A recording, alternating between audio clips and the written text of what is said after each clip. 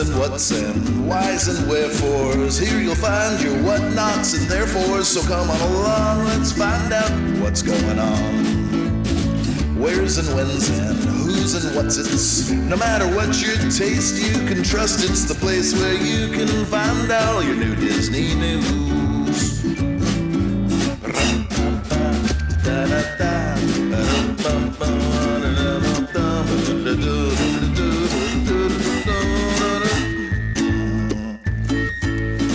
Where's and when's and who's and what's it's. No matter what your taste, you can trust it's the place where you can find all your new Disney news. Welcome to the Sweep Spot Current Events Edition as of May 12th, 2023. Thank you for joining us for this update on what is happening at the Disneyland Resort. That's right. This is our current event. So we talk about the latest news at Disneyland Resort during this time. And we do have a main topic show that we do on the alternate weeks. So there is a show every week that we put out. Yes. And you're like, well, who are these people? Who are you? Your first time listener, welcome. Ken and I are both former Disneyland Custodial cast members, and we host the #1 Disneyland podcast, hosted by two former custodians, cast members. #1. We are authors of the books Clean the Kingdom. We have 2 books. You can get them on Amazon. You can also get them signed on our website, thesweepspot.com. We say this every week, so I kind of rushed to this now. But yeah, you can find our books if you find us interesting. We do have books out there. You can get them on audio versions, wherever audiobooks are found, and through the digital version like Kindle or whatever. I really like the guy who did our audiobook for us. Yeah, I mean, well, it was tough recording. I mean, he kind of had an attitude. He had to have a lot of extras, you know. He's a prima donna, that guy. Yeah, but it worked out. Yeah. He was cheap, so that was good. So then also we have Patreon. If you'd like to help support the show, we can always use that because things keep going up as we put more and more shows out, and just everything seems to be going up around. So if you'd like to join that, you do get some little perks there. We'll announce your name. Also, you get one bonus episode delivered once a month, and it's just Ken and I chatting about different topics related to Disneyland. Sometimes there are personal experiences or opinions and in-depth conversations that we might not, talk a lot about from our current events, but we talk more in the bonus episodes. And that's for $5 more per month. We do have some people that maybe don't either, don't have the money to contribute $5 a month, and I totally get it. But they do want to help in some way, and they just give $1 a month, Every little bit helps. And it really does help us, and we truly appreciate everyone that does. You're more than welcome to give as much as you'd like, and we appreciate that. And we do a live stream where you can join us and comment during the current events. That's kind of on hiatus right now. It's not the kind of hiatus that Light Magic went on. We are going to bring it back. Yeah. And yeah. So we're just kind of working out some technical issues, and we hope to have that up by next month, because we do these once a month, usually about mid-month. So we hope to have that up by mid-May. Wow, we're already moving along here. Mid-June. I know it's hard to believe. As you get older, it seems like time just goes by faster and faster. Yes. I think there's a physics theorem about that somewhere. But there is, yes.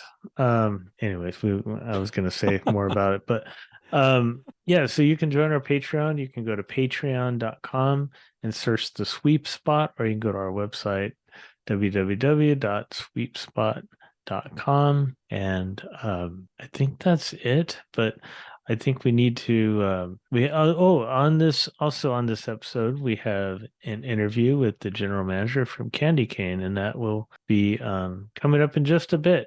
Looking to book a vacation to Disneyland Resort, Walt Disney World Resort, Disney Cruise Line, Disney Alani, Disneyland Paris, Ventures by Disney, Universal Studios Hollywood, Universal Studios Orlando, then I can do that for you. If you contact me and we can talk about all the different options and dates, and we can kind of even make recommendations on which days might be the best for you to go. And also as a complimentary, when you book with us, we will book your dining for you if you'd like, special events. And we also, when we book a vacation for you, we just don't say have a good time after we book it for you. We are there every step of the way. We contact you before your trip to make sure everything's squared away. We even have a checklist to make sure that you have everything you need. Reservations, dining, all these different things. Your transportation, if you need help with that from the airport, any of those sort of things, we can help you with that too. We want to make the vacation the best it can be for you, because I know that vacations aren't cheap, and we can help you do that. So if you contact me, that's Lynn, and the email is Barron@concierge.com. That's LBARRON @concierge.com. Or you can go to thesweepspot.com, and there's a link on our front page there. You can click on that, and there's information on how to contact me. But I'd love to talk to you and help you book the best vacation possible.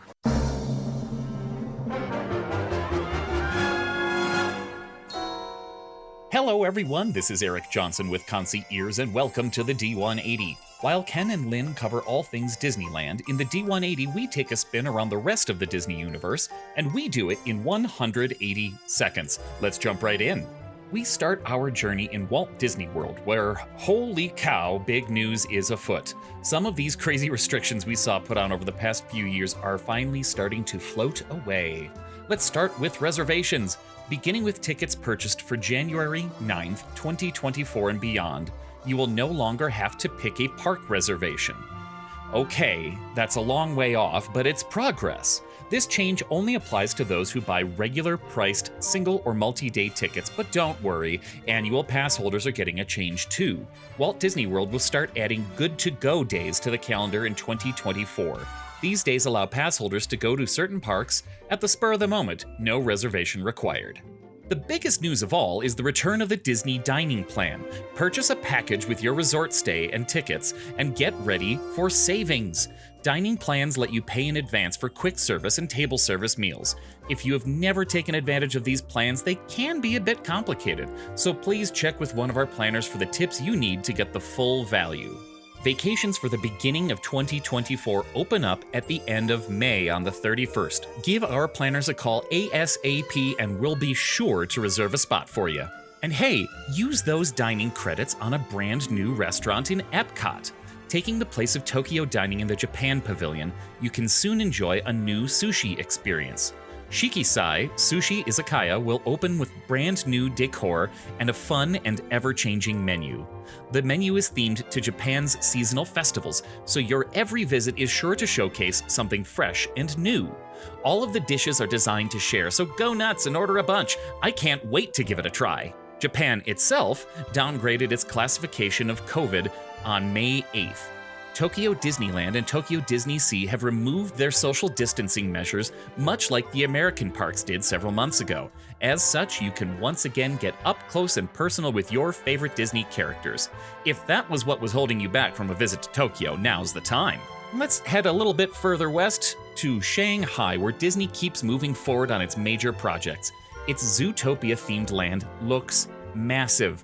I can't wait to see how it turns out in the end, and then see what amazing attractions come back to the American parks. If you can't wait for that, book a trip to Shanghai later this year. Their Zootopia land should open later in 2023.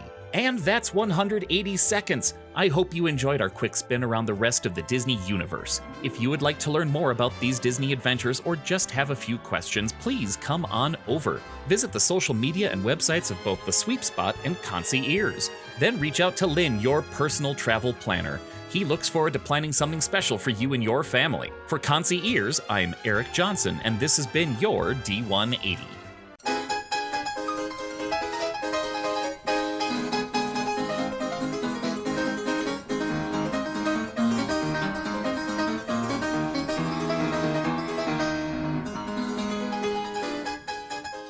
All right, for something as a little bonus this week, thought we'd have on a guest to the show and someone I've been wanting to talk to for a while. We've been kind of having a little bit of scheduling conflicts, but that's okay.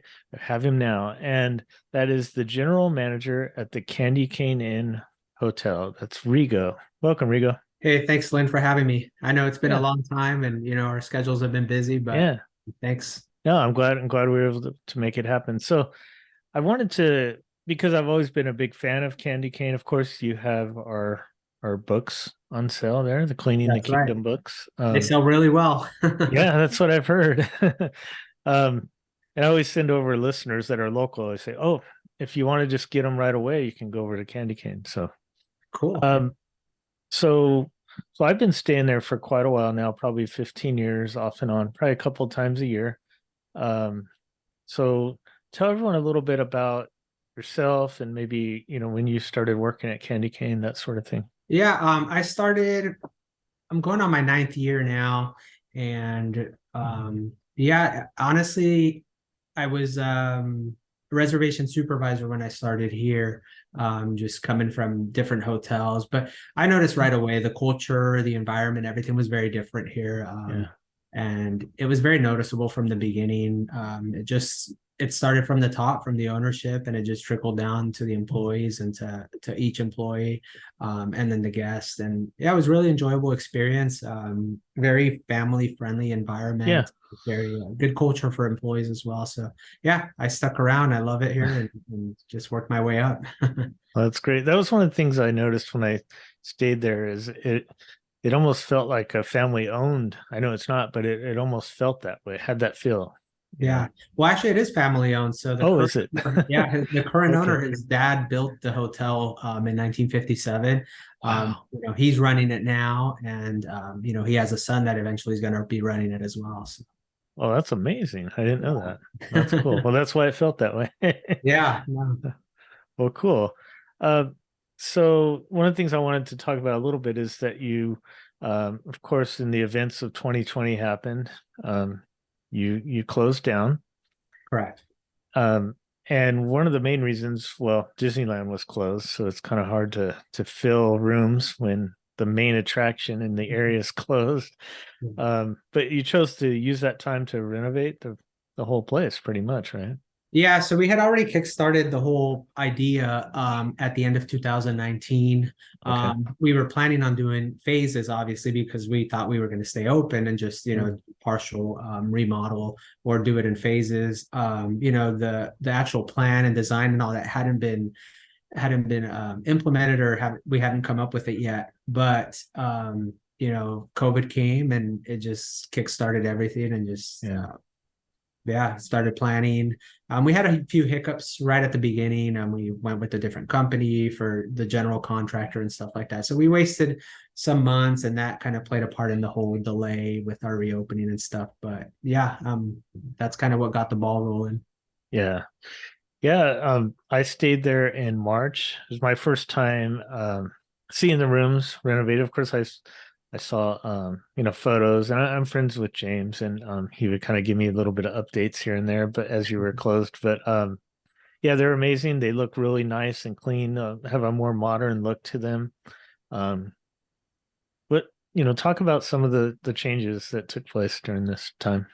So we definitely wanted to update the rooms, although we kept everything in good shape and really clean before. And actually people love that style. I've heard some feedback. They don't miss it, but they mentioned, there was nothing really wrong. Yeah. But, we were missing some key modern features. There's USB ports now, just more modern furniture, just kind of to keep up with the times and just make it, the experience a lot more enjoyable for our guests. That's something that it's at the forefront of everything that we do is our guests and the guest experience. We really, really care and value the guest experience. And so, just the feedback, they really took my feedback, the front desk staff that was still here, their feedback, because they're there, they hear all the guest opinions, the reactions, experiences, and so they took all that and just considered our opinion and when designing these rooms. But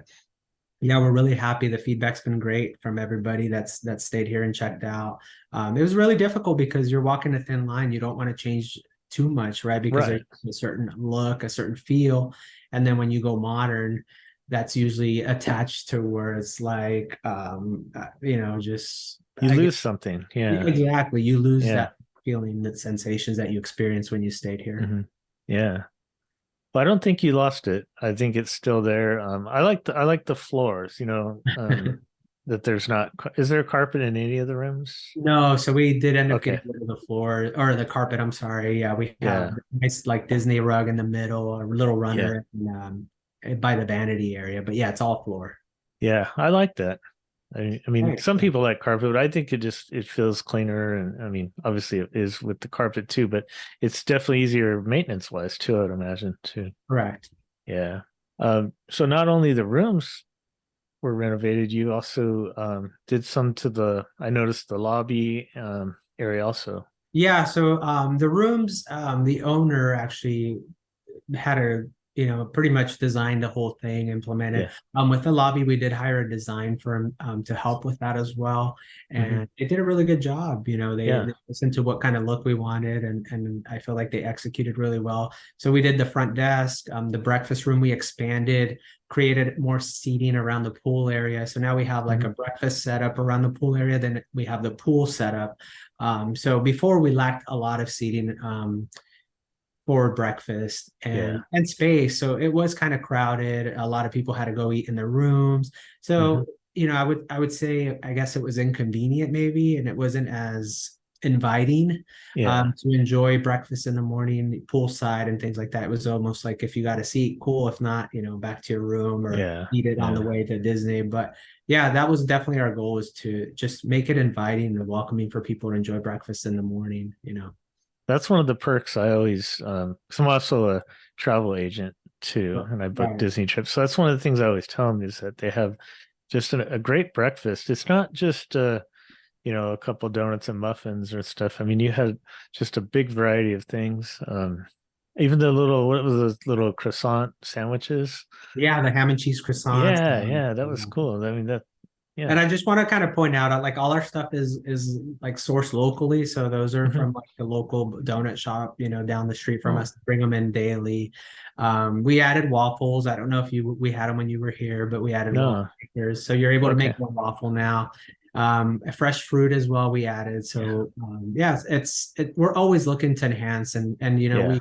we future proofed ourselves too with the design of the breakfast room, Mhm. so that we have the ability to, in the future, if we want, to do hot items as well. So Yeah.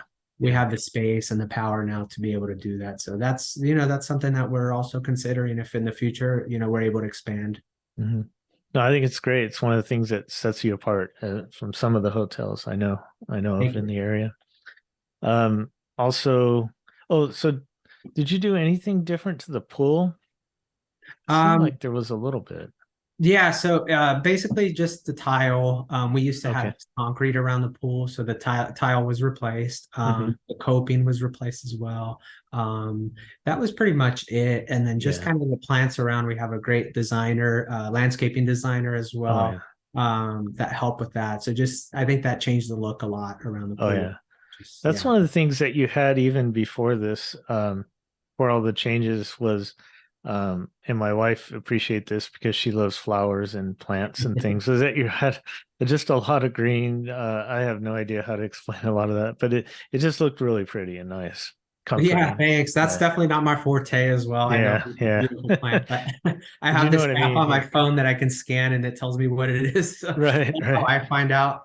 But no, they do a really good job. And like I said, we didn't have a designer before, Hmm. but we really did have a good landscaper, or Yeah. we have landscaping crews that are full time. And yeah, no, they do a really good Yeah. job. They really do. Yeah. Yeah. They really keep it up too. I see them out there in the morning, like every morning doing something, watering and everything. Yeah, Um, that's one thing about all our employees, is they have a lot of pride in where they work, and it yeah. definitely reflects it in the Yeah, they're property. all very friendly. I mean, they don't have to say, good morning or hello. They're busy working, but they always do. So Yeah. yeah, very nice. Something else I noticed was that you have I don't want to call them shuttles now because they look more like a trolley, but you have new transportation vehicles to get to the Esplanade at the Disneyland Resort. Correct. Yeah, we've always been known for having a shuttle or some sort of transportation. A lot of people wonder why, because we're within walking distance, right? Oh, yeah. Just a 5 to 7 minute walk over to the park. It's just been our thing. Like, people love it. We felt like, well, actually, we had to buy a new bus. And so, we had to do it the candy cane way, and then just kind of go over the top and get a nice trolley. Hey, why not? They're really neat looking. Yeah. Yeah. So people enjoy it, and we're really glad that, and then we have great drivers like James, for example. And, they're just kind of meant for that. They play the part really well and just make the whole experience even better. That's right. Yeah. No, that's another nice perk I really enjoyed there. Thank you. Anything else that we maybe forgot that maybe some changes or anything going on over there you want to mention? Nothing kind of in the pipe. We're still kind of just nothing in the pipeline. We're just still, wrapping up everything. We still, we were closed for 3 years. So it's almost like as much as I have a lot of the same employees, but, it feels like you're just starting a business again, and you have to adapt to a few things here and there, rolling with the punches. But luckily, a lot of my staff came back, which just kind of is a good reflection of the hotel and the environment or the culture that you created here. Right. And we're really glad because a lot of the same guests came back. And so we want them to have the same experience. And so we didn't want to change our culture and the way that it feels when they come here. So. Do you still give like discounts for Magic Key holders? We do. So AAA Magic Key holders, and military. Yeah. Great. That's good to know because I know we have a lot of Magic Key holder listeners. So definitely. Yeah. And so I guess you asked about changes. Like we're doing some internal stuff. So we're kind of changing a lot of the systems to make everything just more efficient. We've experienced a lot of growth, and we're really glad and thankful for everybody supporting the hotel. And so, we were a small little hotel, and we still are, but we're growing. And so a lot of the changes that we're doing is more internal stuff. Like we're updating our software so that our website is able to just be more accommodating. People are able to make changes and just make it a lot nicer and smoother experience for the guests when booking online. So just things to revamp, everything that was kind of outdated already to go along with the new hotel. Right. I wanted to mention that I didn't mention this in the beginning, but you're on Harbor Boulevard. Like you said, you're a 7-10 minute walk. It's Harbor and Catella. Yes. Just if people were not just aware. south of the entrance, I guess the east entrance of the parks. So it's a very short walk. And when we were vendors over at for D23, the last 4 D23 expos they've had, and it's also a great location for the convention center as well. Yeah, it's also, I'd say, about a 7 to 10 minute walk over to the convention center. So just right around the corner. Perfect. Well, thank you so much for coming on the show and talking and spread the word that you're back open. I've had people ask me, is Candy Cane back open? So yes, you are. No, I'm humbled every day by, the feedback and our guests and just, all the experiences that they share with me and my staff. Really appreciate being on here. Thanks for having me.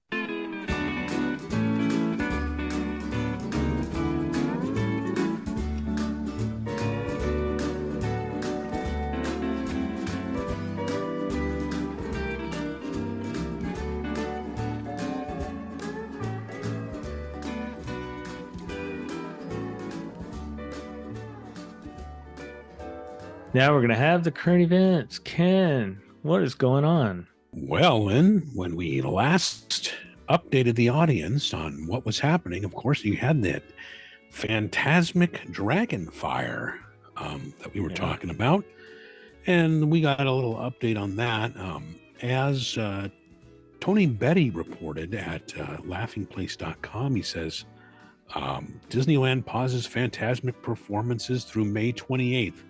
Now, if they're going to extend it beyond that, we don't know that yet. We haven't gotten any word about that. But as he says, though originally revealed to be paused at least through May 14th, Disneyland has now said that performances of the popular nighttime spectacular Fantasmic have been paused through at least May 28th.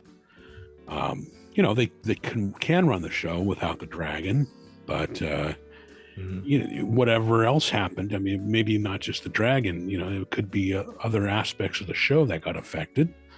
So, that's a big deal, because you have a lot of performers, you have dozens of performers, right? And you have the technical crew, and you have the crowd control people, and of course, a lot of guests want to see the show, and then there's the dining packages and all that stuff. So it really does affect a lot of things. So and we don't know the extent of the damage because there is that lift that brings the dragon up, and we don't know if anything was damaged down there. And I just think, and they said they could do like a B mode where it's like on animation, like on the screens, but the mist screens, but and I assumed it probably will be that. I don't know. Who knows? They could do anything, but I'm assuming it's going to be that way for a year at least, once they get that going. Right. Are they, if they are going to get a new dragon, what's the deal with that? But if for as long as the entire show is dark, they could schedule the operation of the Mark Twain riverboat at night. Mm-hmm. It affects custodial too, because you have to have a custodial crew to do cleanup of the show. Right. So without that, you've got to reassign the crew to something else. So it does have its impacts. All right. Well, as the Orange County Register reports, Disneyland pitches theme park expansion plans to neighbors. It's actually a lot more than theme park expansion. It's just resort expansion. But Bernie McDonald reported on this. Disneyland is hosting a series of community coffees at city parks throughout Anaheim to introduce residents to Disney's decades-long expansion initiative known as Disneyland Forward. The Disneyland Forward proposal seeks to update a 1990s Anaheim city plan to allow for a mix of theme park, hotel, retail, dining, and entertainment on the eastern and western edges of the Disneyland Resort.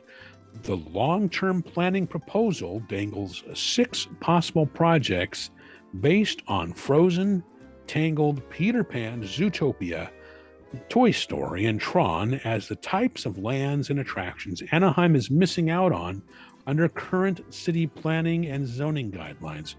Well,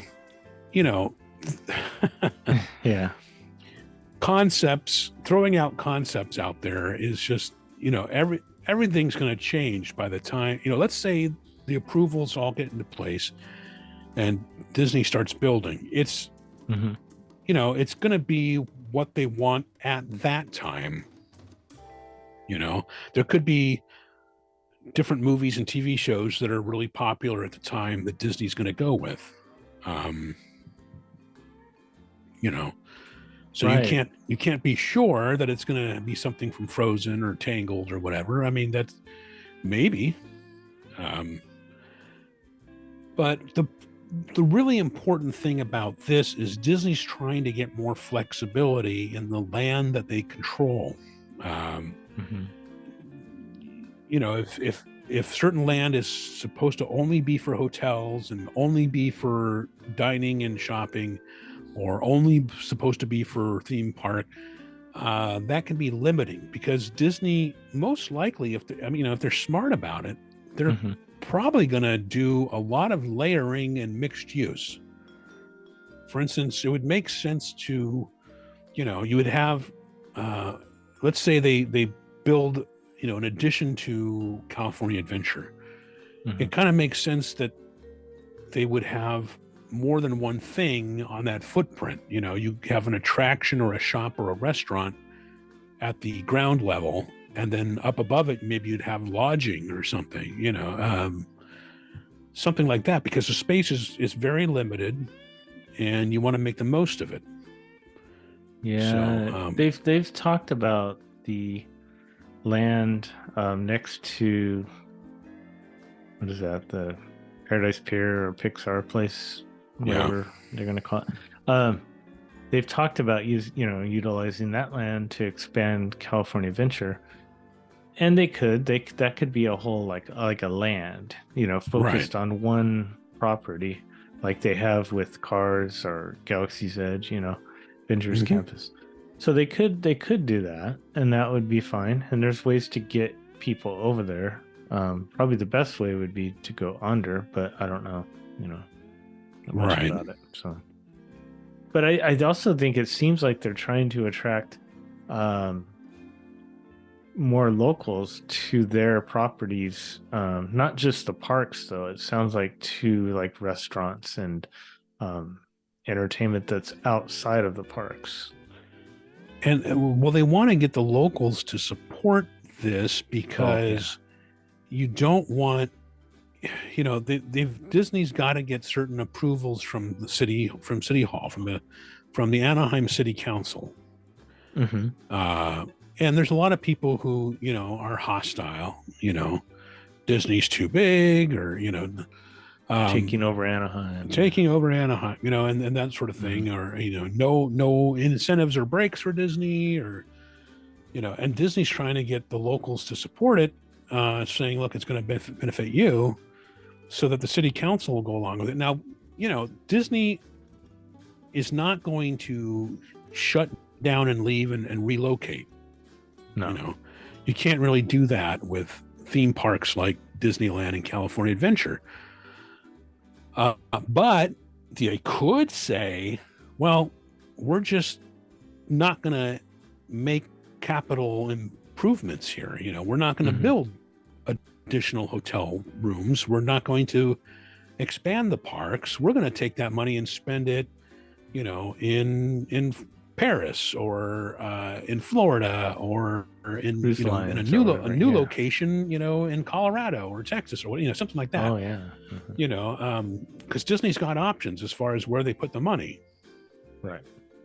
And so it's a balancing act, and at the same time, there's residents on the western edge of Disney's properties that are concerned. So if I read correctly somewhere, part of the thing is that they would not have,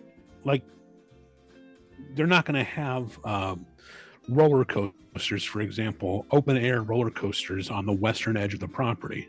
Right. Because the noise would carry over into the residential areas. Now they could have enclosed show buildings over there. Which I'm all for, because I think California Adventure doesn't have enough of the indoor stuff anyway. Right. Yeah, that's a good point. Yeah. So we'll see. Nothing, nothing's going to happen anytime soon. I mean, if you think about it, they first started talking publicly about expanding the Disneyland Resort in 1989. And then 1990, they made more noise about it. And then 1991, I think, is when they unveiled some specific concepts, but nothing actually got completed until late 2000, early 2001. Almost 12 years. So it takes a lot of planning in the middle of an already developed area like Anaheim. It just takes a lot. Yeah. Each of the Disneyland Forward community coffees run from 9 to 11 a.m. and other opportunities to find out more about the plans and ask questions. Oh, excuse me, and offer opportunities to find out more about the plans and ask questions. So I haven't been to any of those. Maybe I should go. You should, for the podcast. That's right. Hello, I'm here from the sweep spot. No, but just go and ask questions as a resident, and then you can report back to us. Yeah. Are you going to have are you going to have a ride based on, I don't know, flowers and trees or whatever? I don't know. Okay. Well, laughingplace.com also reports on that story if you want to read it there. By the way, as always, these show notes will be on our website, thesweepspot.com, and you can click through and read the entire article if you'd like. Okay. Well, here's a headline for you, also from the Orange County Register. Brady McDonald. Disneyland closing 3 classic Fantasyland rides this summer. Ooh, let me read the start of this article here. Disneyland is shuttering one of its most popular Fantasyland attractions, along with 2 of the oldest rides at the Anaheim theme park, just after the unofficial start of summer. Wow, they're closing down. Lynn, they are closing down 3 attractions. Oh wait. Here's the rest of the sentence. For several weeks of seasonal refurbishment. You know what that's called? Title like that. I believe they hired, I think the Orange County Register hired somebody from Inside the Magic to write their headlines and the opening of their story. Yeah. It's so deceiving, yeah. Disneyland closing 3 classic Fantasyland rides. No. So they, as they go on to explain, Disneyland will temporarily close Peter Pan's Flight, Mr. Toad's Wild Ride, and Alice in Wonderland on June 5th for standard refurbishments, according to Disneyland officials. Mr. Toad's Wild Ride and Alice in Wonderland will reopen about 2 weeks later on June 16th. A reopening date has not yet been set for Peter Pan's Flight, but the popular Fantasyland dark ride aboard an enchanted pirate ship soaring over London will be closed at least through June 21st, according to the Disneyland website. I think what they're doing there is they're putting King Charles in there somewhere, but no. Yeah, I was gonna say I've heard several different things on what they're doing, but I think part of it is the roof because with a lot of rain that's happened and stuff, and that kind of makes sense. But also, it's funny. I've heard some other podcasts mention that they said, "Well, hopefully, while it's down for so long, they will, reimagine the attractions." But as you know, that sort of thing doesn't happen in 3 weeks. So, yeah, I mean, right. And they probably would have publicized it more, Right. I think it's all behind the, backstage infrastructure kind of things to. So you mean they're not adding a TSA station to Peter Pan's Flight or a DMV to Mr. Toad's Wild Ride? Yeah. The refurbishments of the 3 Fantasyland rides that share a common building next to Sleeping Beauty Castle are part of Disneyland's standard operations for general maintenance and upkeep, but we did a story on it anyway. I added that part. Walt Disney Imagineering is not expected to make any notable show changes to the attractions. There you go. They're gonna switch out trash bags. The Fantasyland ride closures starting on June 5th coincide with a string of days when Disneyland tickets will be at their lowest price of $104. Wow. Suggesting crowds will be light at the time. Yeah. Now they won't. Just 104. Yay. Yeah. In the coming weeks. Oh, I'm sorry. That's on the next story. I need to do the headline first here. Disneyland to run Incredicoaster during World of Color. That's also Brady McDonald at the Register. In the coming weeks, Incredicoaster, Inside Out, Emotional Whirlwind, and Jumpin' Jellyfish may run later than usual in the evening during World of Color 1 performances at DCA, or as DCA conducts operational tests on select attractions, according to Disneyland officials. Disneyland diehards who want to watch the water show from a new and unique perspective will need to time their rides on the 3 attractions to coincide with the nightly performances. That can be a lot of fun. Yeah. some of the attractions at Disneyland, if you do it during the pyrotechnics shows, that can be a fun experience. And I would imagine riding the Incredicoaster during the show might be a different take, right? Mm-hmm. Yeah, for sure. Okay, well, another Brady McDonald story from the Register.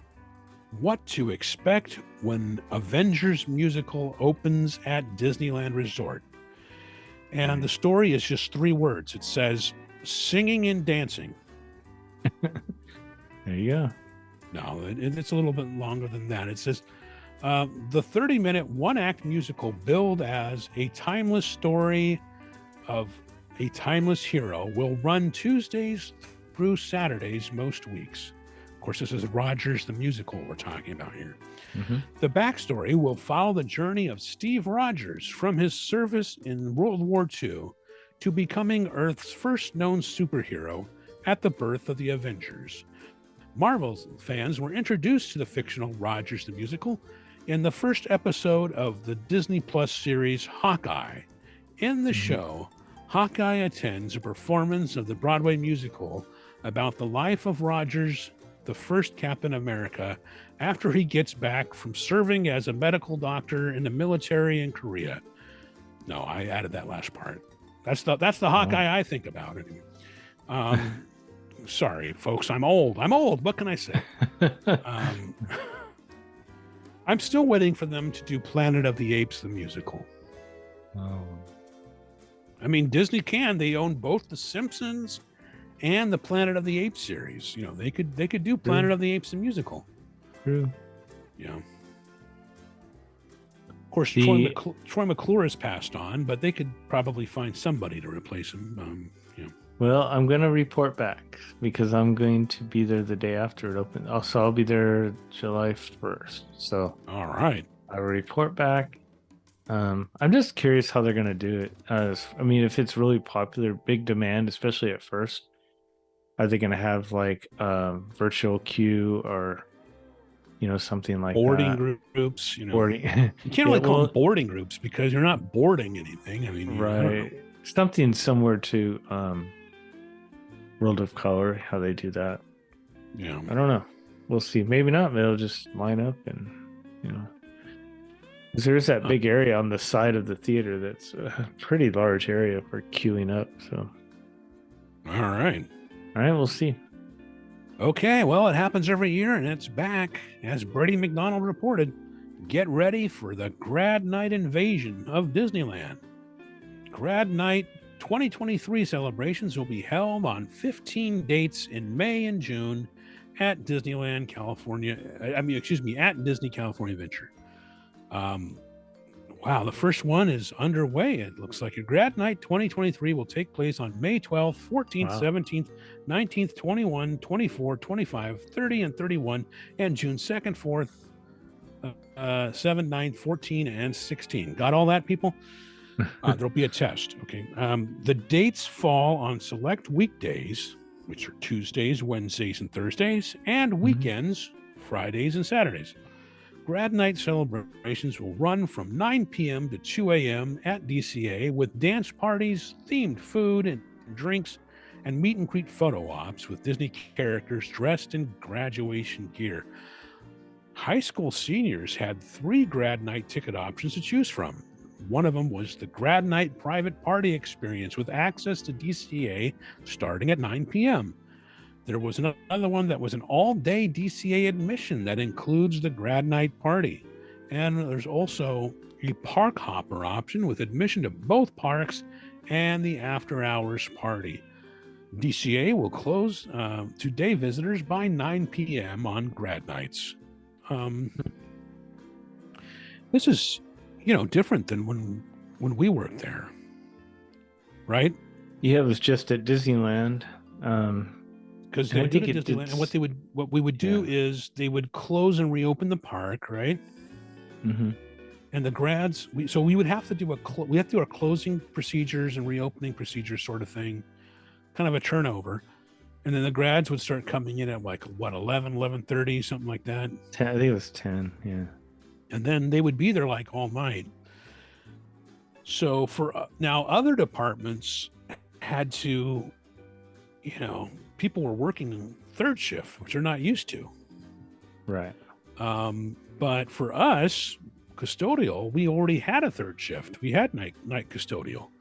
So we would do our close reopen, and then we'd hand it over to night custodial. And night custodial was used to doing all their heavy cleaning, but they had to kind of act like us, maintaining things with guests in the park, dumping trash cans, right? Cleaning doing not doing the heavy cleaning of the restrooms, but doing the upkeep, cleaning of the restrooms. Can you imagine if they didn't tell them you're not supposed to hose out the restrooms? You're supposed to just go in there and the grads are in the restrooms, and all of a sudden they should start out. You get to drink from the fire hose. Here comes the whole restroom gets flooded. It's great. Yeah. I used to like those because I was working night for at least half of the time when I first started in Custodia.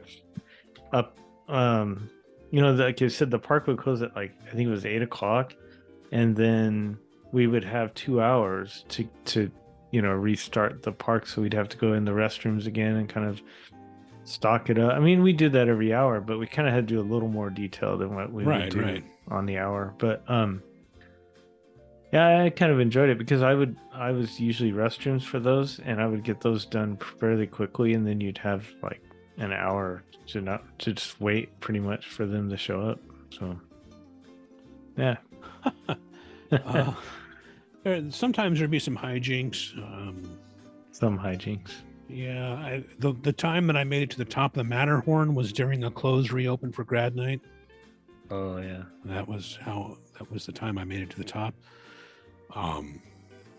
Yeah. So, all right, yet another Brady McDonald report in the Orange County Register. Disneyland feral cat, beloved by annual pass holders, has moved to a farm out in the countryside. That was for all you children listening. But yeah, the real end of the headline is dies after years of mouse hunting. Nutmeg the feral cat, who patrolled Disney California Adventure for rodents and visited diehard Disneylanders at the Magic Key Terrace, has passed away. I probably should have done a trigger warning on this article. But the legend of Nutmeg grew as Magic Key Terrace drink masters named a secret menu cocktail in the cat's honor. And Walt Disney Imagineering drew design inspiration from Nutmeg and other feral cats for the annual pass holder hideaway. The Magic Key Terrace secret menu drink was made for the pass holder in crowd that knows and loves nutmeg, according to DCA culinary director Jeremiah. Okay, I'm gonna butcher this last name. Bala. It's Balogh. So sorry, Jeremiah. I didn't, All right. Imagineering had custom Mexican tile made with cat designs that line the columns of the terrace, interspersed with other accent tiles for a 2022 makeover of the Magic Key Terrace. Disneyland provides feeding stations, neutering and medical care, and a private lounge for the feral feline. Okay, I added the private lounge.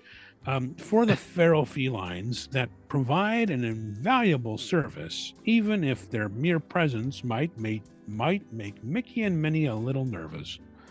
The cats of Disneyland have legions of fans with 112,000 followers on Instagram and 17,000 more on Twitter. Okay, from now on, we are changing. We're going to have a sweep spot account on social media, and it's going to be called the Cat Spot. Okay, there we go.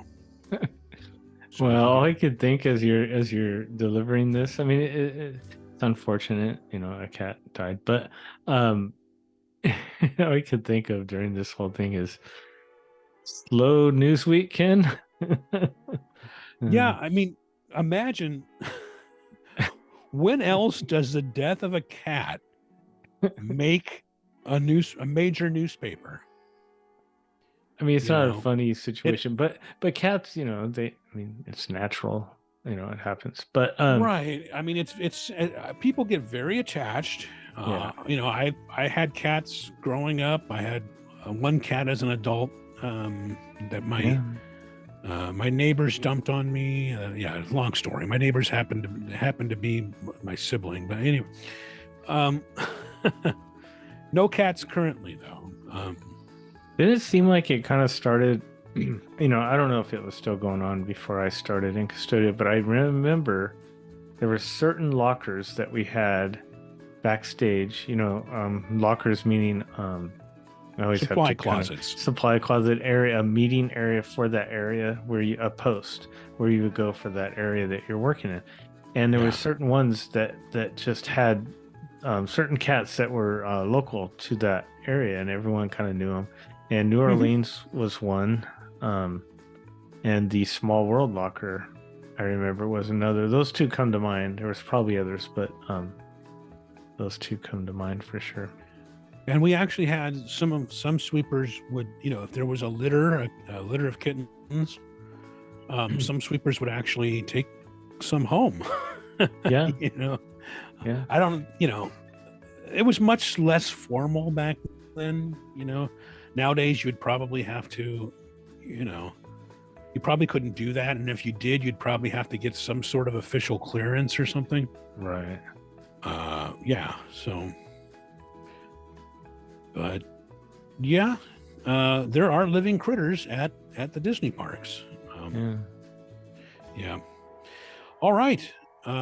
This is another register story, but it's from Kevin Smith. Okay. And it's Anaheim Hospitality Worker Bill of Rights heads to city leaders. A union seeking higher wages and workplace protections for Anaheim hotel and event center workers is ready to place a hospitality worker bill of rights ordinance before the city council for a vote. The city's mostly non-union hospitality workers gathered more than 26,000 valid signatures for the Unite Here Local 11-led initiative, far more than the 16,643 that were needed. The City Council is tentatively scheduled to consider the measure on May 16th. The Council will have the option of adopting the ordinance, sending it back for economic review, or denying it. If it opts to deny the ordinance, the measure will be placed before the voters as a ballot initiative. Okay. If passed by the City Council, the ordinance would provide panic buttons with a security guard on call, mandatory training and security protocols to protect hotel housekeepers from sexual assault and threatening conduct by guests and others. Another thing it would provide is fair pay when housekeepers are assigned heavy workloads and a prohibition on mandatory overtime after 10 hours. Another thing would be a $25 minimum wage for hotel housekeepers and other hotel and event center workers, with an annual increase in wage to reflect the costs of living. And also, it would have protections ensuring workers are retained when new owners or operators take over. Later on, it says Pete Hillen, a spokesman for the California Hotel and Lodging Association, says the proposed ordinance will have heavy economic impacts for small family-owned hotels in the city of Anaheim's overall budget. If they go to an immediate $25 minimum wage, that's a 63% increase from the current minimum wage of $15.50 an hour, he said. That's an extraordinary amount. It would lead to higher costs at small hotels and put some of them at risk of going out of business. Hillen said Anaheim's hotels, most of which are small family-run businesses, generate 58% of the city's general fund. And he said, "We are advocating that the city send this back for an economic study." So that'll be interesting. You know, Anaheim has, of course, the Disneyland Resort, and it has a lot of surrounding hotels, but it has the Anaheim Convention Center, and it also has the baseball stadium, and it has the arena, which is home to the Mighty Ducks. Mhm. So, you know, there's a lot of stuff of that nature in Anaheim, and it generates a lot of economic activity for Anaheim. And you know, there's a lot of we knew people who worked, you know, they worked with us at Disneyland, but they also would often work. Some of them also had jobs at the arena. Yeah, or Angel Stadium. Yeah. You know, the nature of those jobs, it sometimes behooves you to you know, they usually don't pay a lot, you know, or sometimes they don't give you all the hours you need. So, you know, you might work more than one venue. Yeah. And it can be a tough way to make a living. So, Yeah. I mean, that's why you and I moved on, you know. Right. Well, as usual, MiceChat.com has some updates. There's one from Andy Castro from May 1st called Disneyland Update, Fantasmic Aftermath, Spring Things, and Construction Views. You know, those are always really heavy with photos. So if you click through, you know, you can see just how everything was looking. Dusty Sage had an update on May 8th called The Crowd Awakens. So, yeah, as usual, you know, you can click through from our website, thesweepspot.com, and get all your updates there. Did you have information on renovations or refurbishments, Lynn? I do. All right. Refurb land. We have the Matterhorn bobsleds are down now, and they will be back on June 2nd. So a couple more weeks. Silly Symphony Swings are still down, but they will be returning, looks like next week, May 19th. Splash Mountain closes. Last day will be May 30th, and it'll be closed on May 31st. And then, obviously, you mentioned this, and I'll just add it as part of this. But Alice in Wonderland, Mr. Toad's Wild Ride, Peter Pan's Flight, and will be down, let's see, June 5th, but they'll be back June 16th. But except Peter Pan will be back later. They don't have a return date on that yet. Oh, and at the same time on June 5th, Little Mermaid will be down June 5th. But that one's only closed for a few days. It'll be back open on the 8th of June. And that's all I have. All right. Well, it's, you know, stay tuned, folks. We do update you every couple of weeks on what's current at the resorts, but, you know, every other week, other than that, we have our main topic episodes. So if you haven't heard the most recent one of those with, you know, Imagineer Tom Morris and theme park writer and designer Rick West, we talk about Norland Square and Haunted Mansion and Pirates of the Caribbean. Tom Morris there's nobody better to talk with about those things than Tom Morris, because he's done a lot of research into them. And Rick West has written extensively about those things. Plus, he worked those attractions. So yeah, it was very good. Yeah. That's a really deep dive. You should listen to it if you haven't yet. You will hear things you've never heard before. So it's good. One of my favorite episodes that we've had so far. You know, there's been so many that stick out, but that one definitely we're gonna definitely revisit and have those two back again. We had such a good time. So yeah, check that out if you haven't yet. Also, I want to mention something with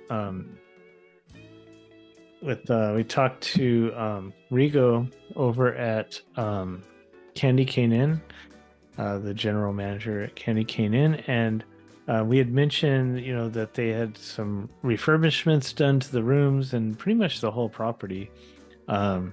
They provided me with some great photos, and we're going to try to insert those somewhere in the show notes for this episode. So, and as we said, yeah. As I said during the reading off the stories,